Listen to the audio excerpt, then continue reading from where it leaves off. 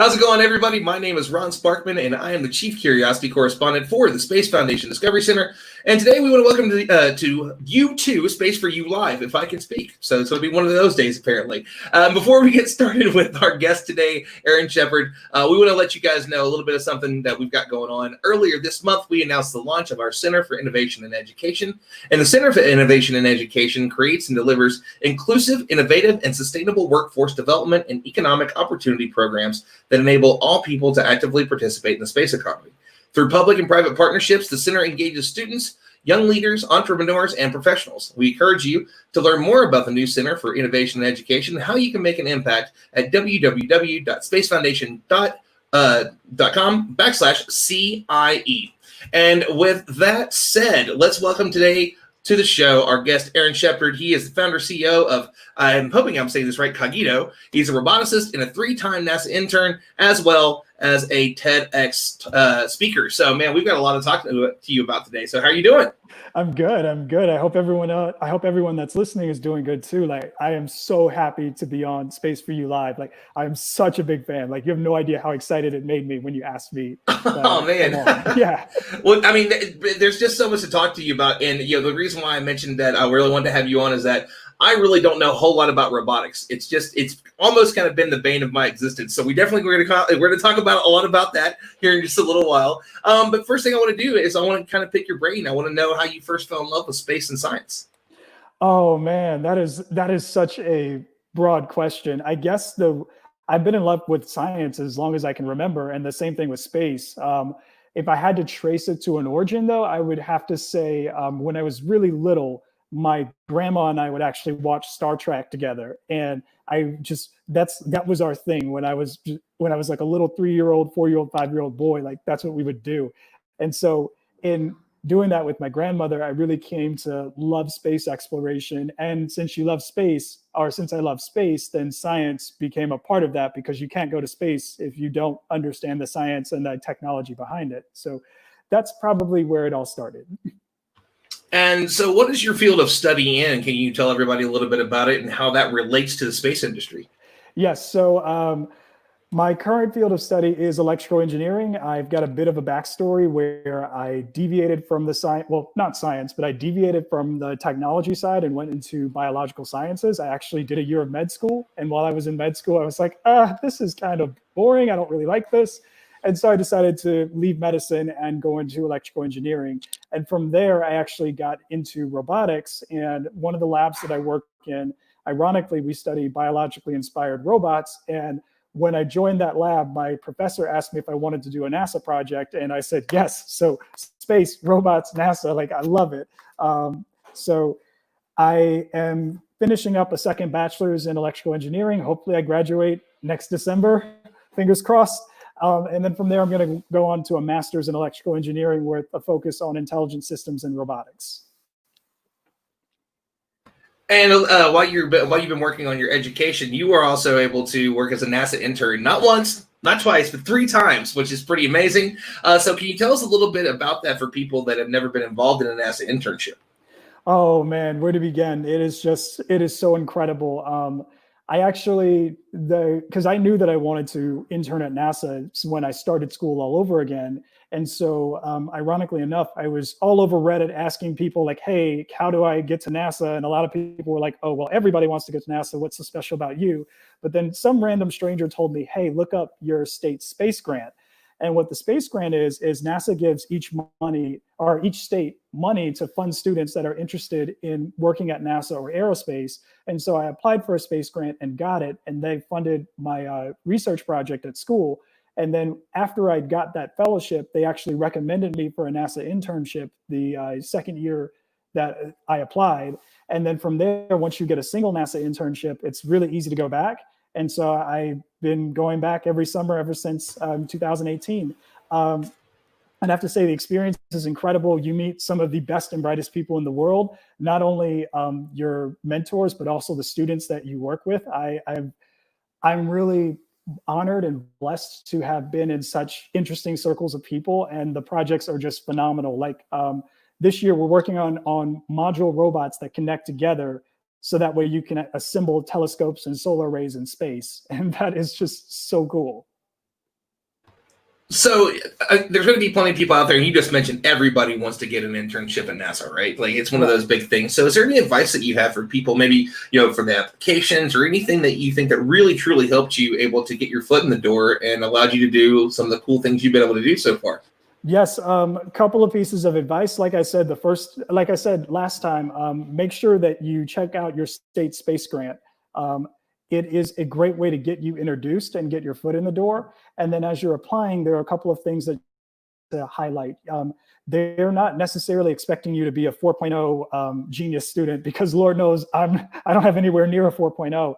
But what they like to see is a person who is passionate, a person who can work in teams, and a person who has hands-on experience. So in my application, before I had previous experience with NASA, I would put like, oh, well, I like to build robots. So I built a 3D printer and then 3D printed robot parts and built that.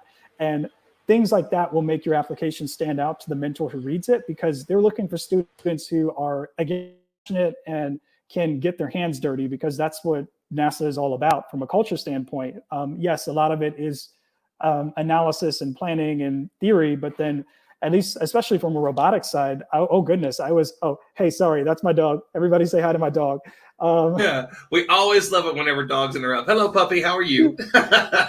He says he's good. He likes to interrupt, but from a NASA side, like I said, they really like to see that hands-on experience, the ability to get in the lab, get your hands dirty. So if you can highlight those things in your application, it will really help you stand out, and hopefully it'll get you picked for an internship. Sorry, I'm still laughing just the way that he rose up from the side. It was almost like he was on a platform. Like, how did he even do that? He's sitting on my lap right now. So he just finds a way. Like he is such an attention-loving dog that he will find a way to make himself known to everyone, including everyone who's watching Space4U Live. our virtual, like all across the world, people are watching it, and now you need to start him an Instagram page. Oh, so, he has one actually. Perfect. Of course he does. Yes. Yes, he has like 20 followers too, and other dogs have Instagram pages. I was like, that's so funny. It's such a big thing. One of our team members, Becky, her dog has one, and he is just the funniest little guy ever. And he comes to Space Symposium. She brings him into the office, and he's super funny, and I always laugh because he's always a little fickle. Some days he loves me, and some days he doesn't want anything to do with me.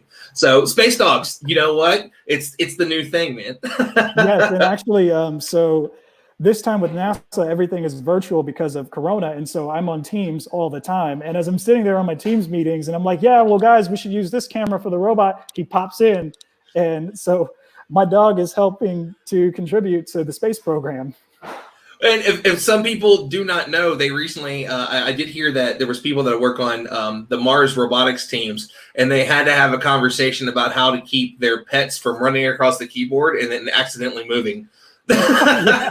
Curiosity, which I think is just the greatest thing ever. It's this new world that we're in, and it's great that, at least the one thing that we do get is we get more animals in our daily lives, and that's always a great thing. So, I mean, that's a perfect segue into it. Let's talk a little bit about robotics. That's a passion that you have. It's all over your social media, especially your Instagram. So, for people, let's start with the beginning question. What exactly is robotics? It's no longer a fantasy. It's something we see all the time now. We're getting ready to launch a new mission. There's all kinds of new robotics missions on the horizon in the next, 5-6 years for NASA, ESA, and beyond. So let's talk a little bit about it. What is robotics? How did you find that interest in it? So robotics, from a technical standpoint, is the study, the design, development, and interaction with robots. The way I actually got interested in robotics is a bit of a story. I have always found robots to be fascinating. When I was a little kid, again, watching all the Star Trek and the sci-fi movies and even Star Wars, the coolest things to me were the robots that I saw. But I would probably say the moment that made me go, oh, I really want to do robotics is actually, so right at the end of med school, I knew that I was going to be exiting, but I had paid to do a mission trip in Thailand. And so I'd done the mission trip. I was like, oh, this is cool, but this is still not what I want to do. And so I was on the plane back, and I was it's a 12-hour flight to get to your next 12-hour flight. So I had Yep. nothing to do. And I remember watching Iron Man 1 and the scene where so that's kind of where I had my aha moment, because I was like, okay, what am I going to do with my life next? Like, where am I going to go? And the scene where he was designing the suit, not the first time when he was in the cave, but when he was back in his lab and he's, putting it all together and you see the holograms come through, that's when I was like, okay, I really think I want to do engineering. And I know that engineering isn't going to be like Iron Man all the time, but just watching that process of designing and the iteration and trying things over and over again until you get a final working product has always just been so appealing to me. But then the scene where the robots were actually putting a suit on for him, I was like, I want to do robotics. Like, that stuff looks cool. And people do that in real life. So I am not ashamed to admit that watching Marvel is what really made me say I want to do robotics. And then I joke with my friends that I'm putting myself through the pain of an engineering degree all because of something I saw on a movie. Ain't nothing wrong with that. I mean, everything with me started with I watched a TV show, and you're not going to find anybody that's a bigger nerd when it comes to anything comics. I've got the Incredible Hulk on this shoulder. I've got the Superman, on this one, Sparkman and S, like the big S and stuff. So I completely get that. And I think there's something to that, though, is that it's something that a lot of people kind of forget about, is that how many people were inspired to do things in the space industry or found something that resonated with them by watching those comic books. Growing up, whatever whatever it is that made me different growing up, and X-Men made me feel that was okay to be different. Right. And that's one of the things one of the reasons that I always love that. Who is Bruce Banner? He's, the nerdy, geeky guy with the glasses on until you make him mad, and then it all comes out, right? So I think that's a really cool thing. And specifically, we got Tony Stark. And it's kind of an interesting parallel, because then on the opposite side of it, the way that they modeled Tony Stark was, Elon Musk years ago. Like and him popping up in the second movie where they actually say hello to each other.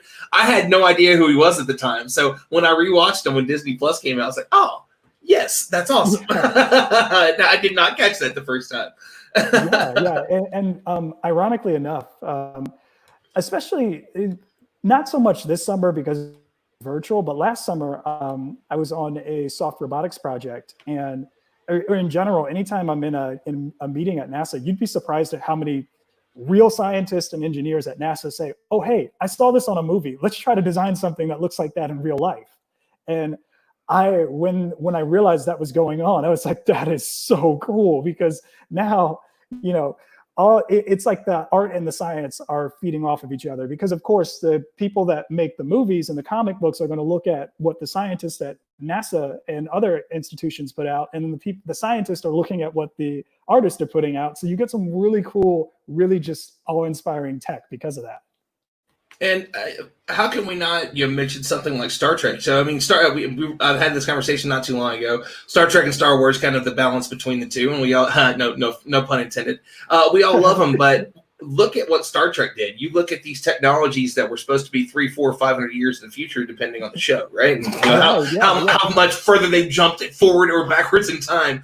But how many? Whenever I was a kid growing up, I never thought I would be able to do what I'm doing right now. This is Star Trek technology. This is what this was. And now this is the easiest thing in the world. Oh, hey, here's a link you can click and just pop up, and we can sit and do this. And it's not like we're anywhere near each other. And those kind of things, I think, it inspires us. Sci-fi has always inspired us. And I think it's incredible to hear a story that it kind of got you on that, like, okay, everybody at NASA, we're just sitting there talking about it, and like, oh, hey, so you know what we should do? I saw this thing on a movie. That is awesome. Life imitating art and vice versa. Yeah, and it's incredible. And that's why I am a really big advocate for the way that you put science out in the media, the way it's represented, because again, I was inspired by a fictional scientist, or I have been inspired by fictional scientists my entire life. And then of course, looking at, the real scientists and the real astronauts, that's inspiring too. But my first exposure, like that first thing that made me go, oh, this is really cool, was something that I saw on TV. And so I'm really passionate about the way that you make science, the way that you present science to the general public, because I think especially in this generation, they're coming up on some really big challenges. I mean, global warming is not going away. Hopefully, we have a Mars landing in our future. The information age is booming. AI is coming up, and we're going to need some really smart people to tackle those problems. And so, and that's why I'm really passionate about making these cool, crazy robots that do all these interesting things, because I want to do the same thing that a TV show has done for me, where I could show a kid a robot and that kid goes, "Oh my goodness, this is awesome!" And then that singular experience is what inspires them to go on and do and create great things in science and engineering. And again, it's amazing what you do with that. From the webinars you've been doing recently, I know that you did one not too long ago with Brittany Wedd, a friend of mine that for I just want to let me make sure I get it right here. Is wrong button there, wrong button for Discovery Station. I want to make sure I get it correct. They're a fantastic museum that they have, and they brought you on, and it was about robotics, and you've been doing more and more. People can find out about that on your Instagram. Here, let me throw that up for everybody, so that way everybody can find you. It's in the scroll below. So science communication is a really big thing for you, teaching kids and getting them inspired. And specifically, whenever I read your Instagram posts, I just love how in depth you are with them, and you can tell that it's coming from your heart, that you really love what it is that you get to do. So can you talk a little bit about what it means to you to be a science communicator and how you became one? So what it means to me, honestly, I feel like it's my duty. I feel like this is what I should be doing, no questions asked. I think that science has always been, the mission of science is always to advance humanity and to make life better for everyone. And so through that, if I don't communicate with the general public, then why am I doing this in the first place? A lot of times scientists, especially engineers, especially electrical engineers, we get bad reps for not being very communicative. We don't like talking. That's partially true. Sometimes I don't like talking, but at the same time, it's what we have to do. We can't just create this technology. We have to be able to create it and then explain to people how it's going to improve their lives or make their lives better. The way I became a science communicator is actually, it stems from me being a little kid, and the fact that I am Black and male. And a lot of times when you're Black and male growing up and you say you like science, everybody looks at you like you're crazy. A lot of people, I actually remember people asking me when I was a teenager, like, well, why aren't you good at sports? And well, I'm okay at sports, but like, or why aren't you exceptionally athletic? Or why don't you want to do music? And again, I can do music, but science is just the thing that really gets me going. And having to grow up with, I guess I would say, the trauma of being Black and liking science and not being able to see a lot of other people that looked like me that did the things I do, that's what inspired me the most to put my content out there, just to show people, hey, because I know that this exists because I went through it myself. There's a little kid who, the world looks at him and says, you're not supposed to be a scientist. You're supposed to be a basketball player or an entertainer. And I want that little kid to be able to find me and look and say, well, he's a scientist, so I can do it too.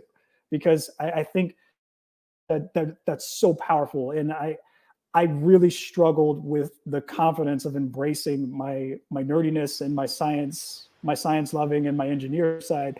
And if I had had somebody to look to earlier, I could have gotten there sooner. And so this is my way of paying it forward and preventing somebody from having to go through the things that I did to figure out what it is that I love. I mean, that's powerful stuff. And I think that's something that's been so very important, something we've seen all across space Twitter over the last few weeks with everything that's been going on is highlighting more and more voices and what people are doing. And it's representation. That's, for me, mine's a little bit more of, I like to say that I'm an all ages STEM advocate. I didn't get my GED until I was in my early 30s. I'm only in my first couple of years of college, but it doesn't mean that there's not a place for you. And specifically when it comes to people that are DJs, or artists or people that are making music and putting music out there, it also doesn't mean that there's not a place for you there. People just assume you have to be these brilliant scientists to have anything to do with space whatsoever. And space is really for everyone. If it wouldn't have been for what I saw when I watched Cosmos and the graphic representation of what Jupiter looked like and how big that storm was as this little tiny ship flies across, and they talk about the fact that it's 3 times the size of our planet. People never get over that. Every time I've ever done anything at the Space Foundation Discovery Center, and we're using our SOS, the Science on a Sphere from NOAA, and we show people Jupiter, and we get to it, and everybody's always excited because they get to see Earth and they get to see all these amazing things. But when you show them what looks like a little tiny dot on this massive planet, and then you tell them how much bigger that is than our own planet, and that's in comparison. So now think about how big this thing is, and you always get oohs and ahs from that, and it's I think it's such a great thing, and I know that I'm willing to bet that it's probably what inspired you to found and now be the CEO of Cogito. So tell us a little bit about what this is and what the passion is, what the mission is of this program that you're doing. Yeah. Okay. So Cogito was really there is so much to it. It's actually, we officially LLC this year, but I've been doing the work and my partners too for the last 3-4 years. It started with me really looking for something to build and create. And I was just transitioning out of medicine. It was my first year in engineering school. I was struggling in classes. I was trying to pay for class. But at the end of the day, like, I just needed to do something that reminded me why I decided to make this decision. And so I was in a robotics class, and I found a way to actually create a robot that I could drive with my brain, because I had the robot from class, and then I was reading about these EEG headsets that you can put on that pick up your brain activity. And so they're really cheap. You could buy them for like $30 off of eBay. And so I got the headset to talk to the robot, and I got the robot to respond to how I was thinking. And you should, like, it's way— That is so cool. It's way back in the depths of my Instagram, but you can see me the first time. And the first time I did it, I was like, okay, I'm going to focus really hard. And then I focused, and the robot just moved, and then I stopped, and I was like, oh my God! Like, I felt like a superhero. I felt like Iron Man. I was like, oh my gosh, this is wow. Like, I couldn't believe it. And so from there, I actually, I go, in case I didn't cover this, I go to Clemson, and we have a program called Peer Wise, which is basically for diversity and inclusion in engineering. They service they service women and minority students in all of the STEM fields. And so they sponsor a whole bunch of camps and activities. And so I started demoing the robots for kids. And every time I would do it, the kids would love it. Like, the kids would, because a lot of the kids were coming from backgrounds where they don't see a lot of interesting science. And so to come from that to having someone tell you, hey, you can drive a robot with your brain, this is how you do it. I just really found that was so invigorating and so life-giving. And I had enough people kind of tap me on the shoulder and say, hey, like, this is what you can give. Like, this can be your legacy. And so after enough people said, like, you should really take this and run with it, I said, okay. And then I found my partners, Brandon and Yogi. We actually would do the demos together, and we decided to form a company. And the idea of Cogito is that, well, first of all, Cogito itself comes from the phrase cogito ergo sum, which is Latin for I think, therefore I am. And it came originally from the whole notion of being able to do things with your brain, almost as if you were telekinetic. And originally we were trying to form a brain exercise tool, and that's how we pitched it at first. And we got some positive feedback, but at the end of the day, that's not what we felt. And so we took some time, and I asked my guys, I was like, okay, well, why are we doing this? Like, why are we all here? What is our reason for going to these kids and showing these robots? And we realized that we want to be a STEM outreach, a STEM education company, and we want to use technology to inspire creativity in the next generation. There was a post that I did maybe a few weeks ago, and there's something I've been hearing for a long time, where there's a growing concern that technology is just yes. I kid you not, that was going to be my next question. I have that post up, and I was going to read it. Yeah, I mean, you can do that too. Like, it's your show, man. No. Well, I mean, I just have to laugh about this, because really, this is the post up that I have on Aaron's Instagram. It's basically that Shep, if you haven't been on there yet. And he says, and I love the fact that you were going to talk about it. It's like there's a growing concern that technology is killing creativity in today's youth. I think that statement is inaccurate. Creativity is born when our curiosities are combined with a strong desire to do or make something new. Think about it. Kids today live in a world that is highly connected. Every website, blog post, and YouTube video is trying hard to grab their attention because in this age, attention equals revenue. So they create a virtual world that is attractive in every way imaginable. The overabundance of awesomeness in the virtual world can desensitize kids to the real world they live in. This makes it harder to appeal to their innate curiosities, which in turn makes it harder for them to be creative. I love doing science outreach, so I will speak from that perspective. Now, do you want to speak from that perspective? Because there's more there, but I know that you were kind of on a point there, and I think that's where you were going to go. Yeah, the thing is though, like, so I write these things and I don't remember what I wrote, so it may not line up, but the general concept is the same. But you know, it'll be close. So again, I think that technology can be a tool to inspire creativity, especially if you spin it right. And so the mission of Cogito is to blur the lines between science and magic. Again, yeah, it looks like magic when I drive this robot with my brain, but it's really just science and engineering and a couple programs that are all in sync and talking to each other over Bluetooth. And so by doing that, by blurring the lines of science and magic, you are making the kids stop and go, whoa, like I didn't even wow, I can't even process how cool this is.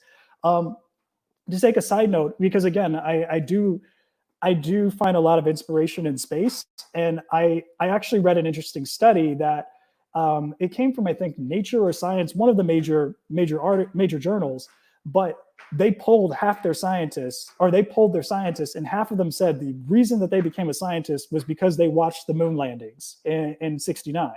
And so you had something that was just so outside of the realm of what people thought was normal and possible that it inspired them to want to create those things that people think are, to create that technology that would ultimately change people's lives, because again, they're seeing something so awesome that they want to be a part of it. And so that's the idea with Cogito. So right now we're doing, the workshop is called The Power of Thought. And that's where we come in and we do a demo with the brain robots. And we're in the process of actually expanding that out. The standard demo is about a few hours, but we're looking to eventually create a 6-week program where we come in and we actually build the brain robot system from the ground up. So we do everything from the mechanics to the robotics to the programming. And then the idea is that with that experience, students will take it, internalize it, and then hopefully the processes that we show them of going from crazy idea to real life working tech, that's something that they can carry with them for the rest of their lives. I know the brain robots are a thing now. We're talking about other designs, like we're talking about art that can respond to the way that you're thinking. We're talking about doing augmented reality, so that responds to how you think. Like imagine the concept that I like to pitch is, imagine that you're playing a game, you're in a dungeon, you see a bad guy, and then all of a sudden you're like, okay, I want to cast my fire spell. So you think really hard, and then you see the ball of fire form around your hand, and then you throw it at the bad guy. So I mean, there's just so many possibilities. We talked about drones. So if anybody out there is like looking to invest, I'm trying not to do a shameless plug here, but hey, like do a shameless plug. What you're plugging is awesome. Yeah, if you guys are looking to invest, like let me know. We will work something out. Or if you're looking for us to do a demo, let me know as well. I know things are kind of dynamic right now with COVID, but after things settle, we would definitely be happy to come and present and show your kids just how awesome technology can be. But yeah, I'm saying all that to say, like, yes, we believe that technology is the key to inspiring creativity, and we're going to do that, or our mission is to do that by blurring the lines between science and magic.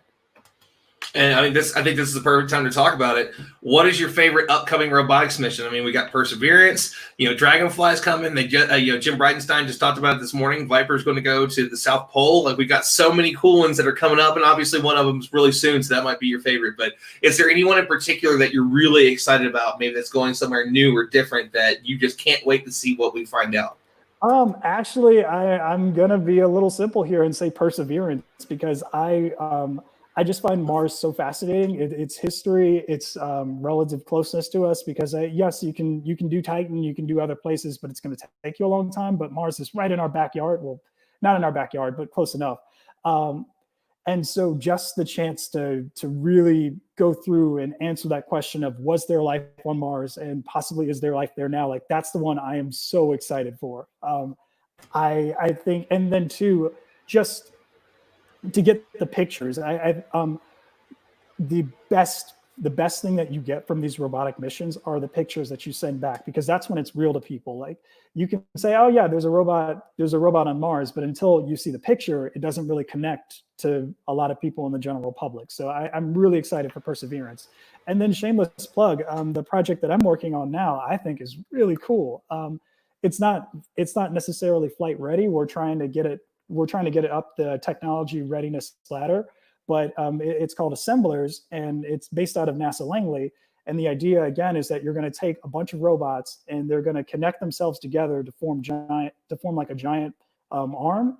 And then we're hoping that arm will be able to pick up different end effectors and then grab different structures and assemble telescopes and other structures in space. So if you remember, with the International Space Station, when that was being assembled, we had to send astronauts up to do it. And that's all fun. But at the same time, from a logistics standpoint, it's challenging because you have to keep the astronauts alive. And there are all these other concerns. But if you send up a robot crew, they can work 24 hours a day, 7 days a week, nonstop. They don't need food, water, or air. So you can free up the astronauts to work on more interesting problems.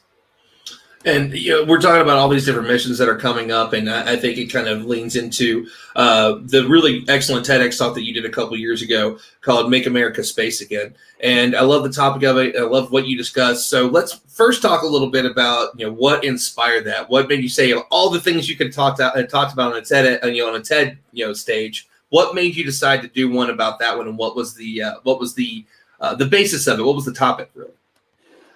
So Make America Space Again. Whew, I have to remember that was years ago.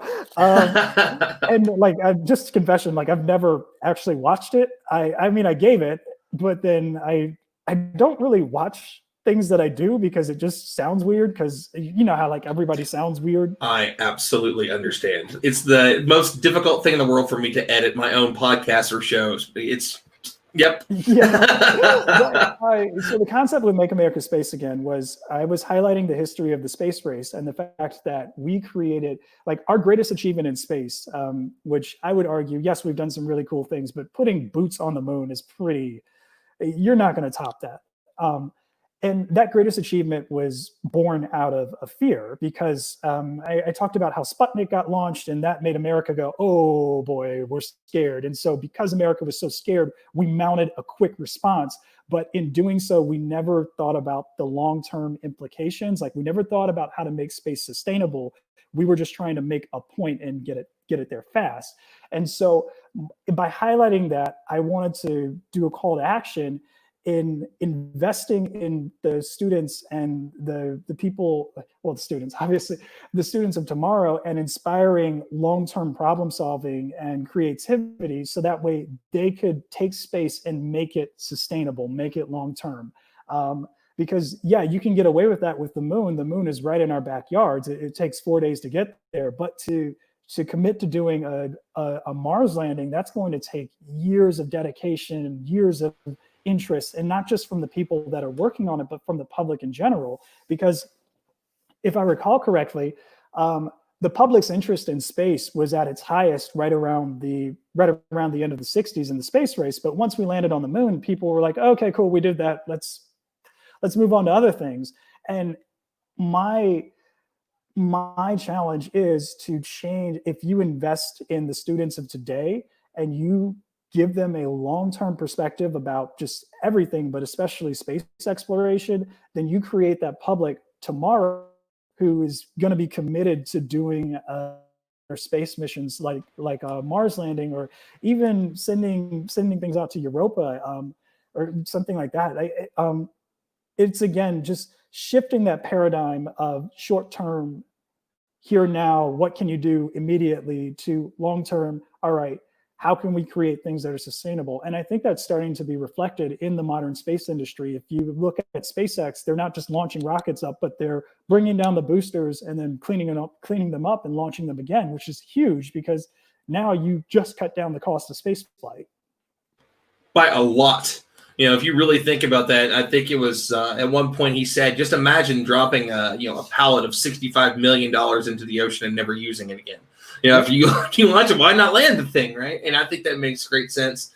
And so I do know one other thing before we get to the last couple questions is you mentioned that you work with Mars Generation. So can you tell us a little bit about that for the people that are at home, especially the students, and what that entails and how they can maybe get involved with that?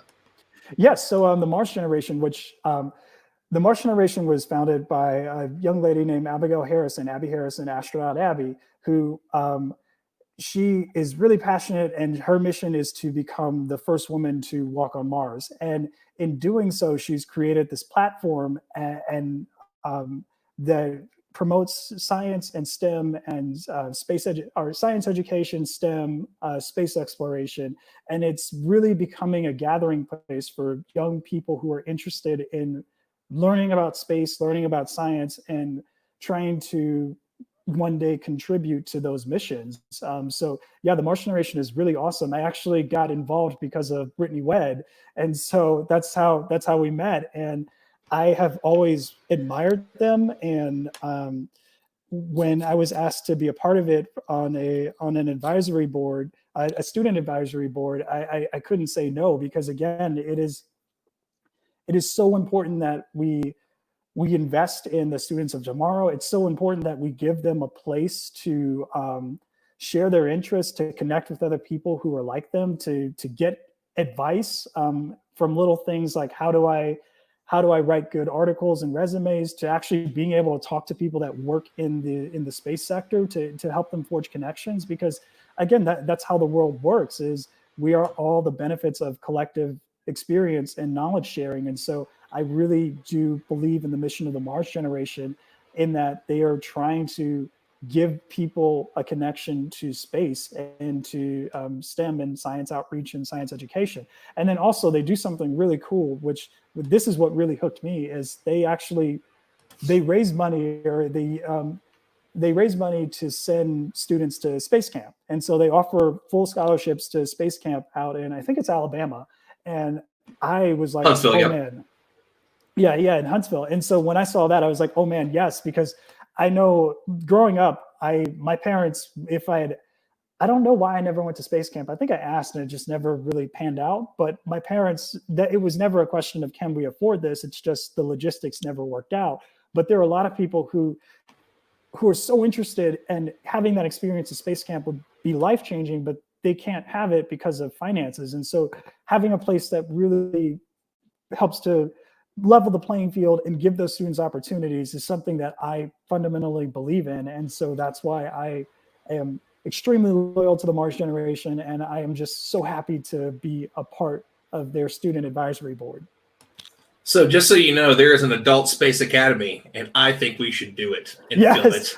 Let's do it. Because I was talking about this not too long ago. There were some really amazing ladies that I believe were on a commercial for Super Bowl in the last couple of years, and that's what they did. They all had the dream of it whenever they were little girls, and they did it. And they're well in their 60s or 70s, and it was awesome. Whatever it was for, it was amazing, and I am totally down to do that, man. So we should definitely look into that. Yes, let's do it. Yes. So I know that there's going to be tons of people that you inspired today.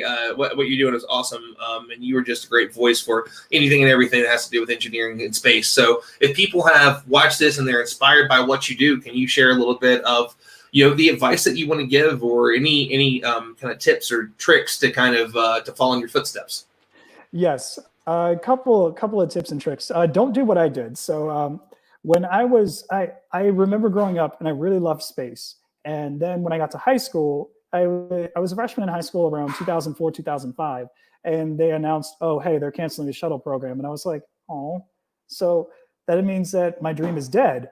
And then on top of that, I was graduating high school and going into college right around the 2008 recession. And I thought that the space sector wouldn't survive it. So that's what made me say, I mean, I really like space, but I don't think I should bother because it probably won't survive this recession. Let me do medicine. Medicine's a lot safer.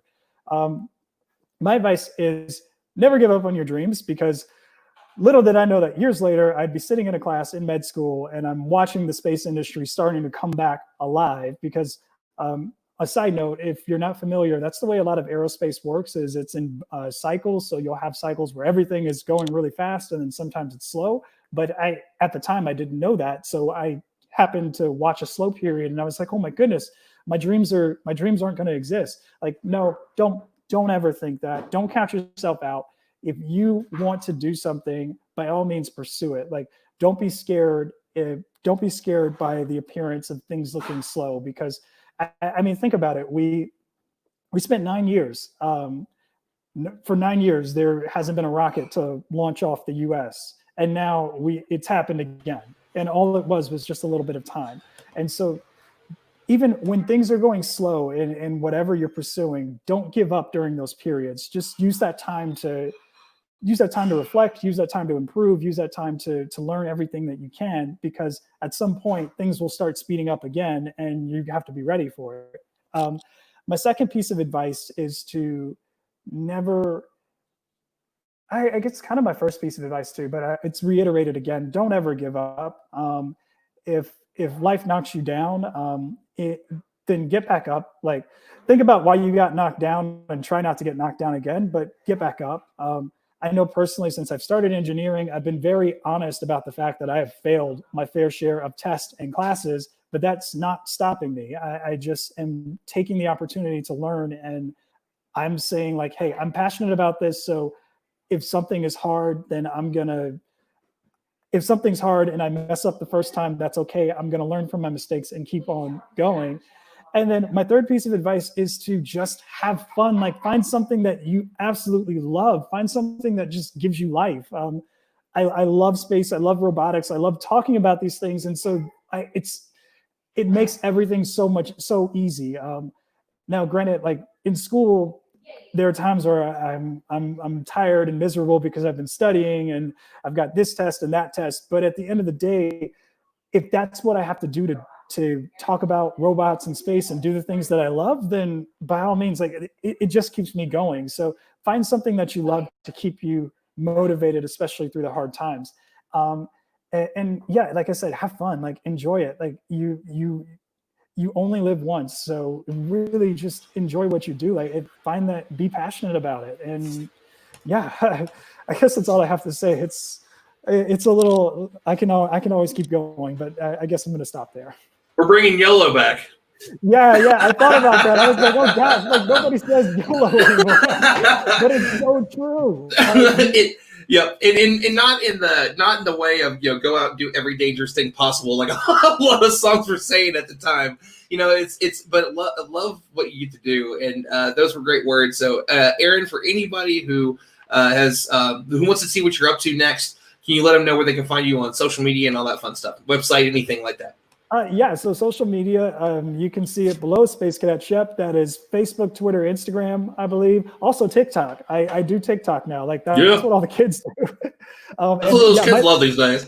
Yeah, and like my TikTok is actually kind of interesting because I'll take old NASA footage and dub it over. Like I've got footage from Apollo 16 where they were testing out the rover, and I dubbed it over with Talladega Nights. So, but yeah, the Space Cadet Shep. If you're interested in Cogito, I can leave a link with Ron so that way you guys can follow it. But it's www.cogitobrains.com. The website is still under construction, so you won't get past the front page. But if you subscribe to the mailing list, you will get notified when we do finish. And yeah, if you are interested in anything that I've said regarding the Mars generation, regarding myself, regarding Cogito, just feel free to reach out to me. I would love to talk to you and see how we can work to inspire you and your students. It was really awesome to have you on today, Aaron. Thank you so much for sharing all the amazing things that you do. And everyone, do make sure to go and follow him and see what he's up to next. And trust me, there's always something next. Yes, there is always something next. And so that's going to conclude this episode of the live edition of Space Foundation Space for You Live. And you can subscribe to the podcast and leave us a review on Podbean, Apple Podcasts, and on Google Play. And don't forget to follow us on Facebook, Twitter, Instagram, and LinkedIn, and of course our website, www.spacefoundation.org, where you can also learn about the various ways you can support the Space Foundation. And don't forget to visit www.discoverspace.org for more digital content for teachers, parents, and students. And you can support the Space Foundation, a 501c3 nonprofit, by visiting www.spacefoundation.org/donate. And on all these outlets and more, it's our goal to inspire, educate, connect, and advocate for the space community, because at the Space Foundation, we will always have space for you. Thank you so much for watching, everybody.